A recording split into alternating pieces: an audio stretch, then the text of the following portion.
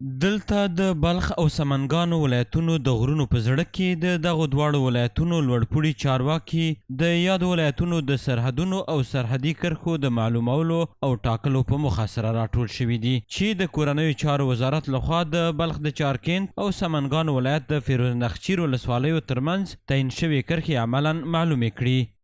مرز حدود معلوم کنم کدام نقشه که از طرف چی وزارت آمده همین نقشه را دمجا معلوم کنیم تطبیق بیتیم هم حدودات ولایت ها ولسوالی معلوم شود. در سابق که مرزا که مشخص نبود، حدود معلوم نبود، مشکلات مواشی داشتن، مشکلات ایلاق داشتن، مشکلاتی که به نام ساده شورد میگنی مشکلات خود داشتن. از همون خاطر است که بزرگای امارت اسلامی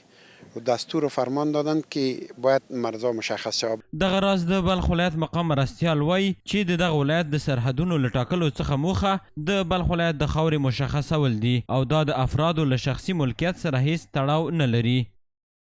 و کدام کسی کدام زمینی که داره است از داخل حدود سمنگان است قواله شهری داره و از خودش از نو محکمه دعوا داره محکمه پیشکش از کدام کسی که از سمنگان از طرف بلخ کدام زمین داره اگر قواله داشته باشه قوالهش بیاره اون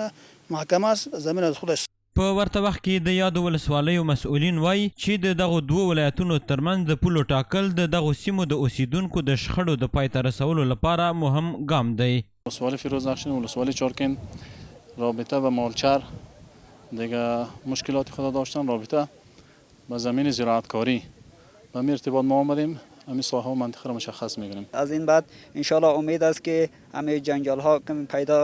کم شوه و دیگه مردم در جنجال دچار نشوه.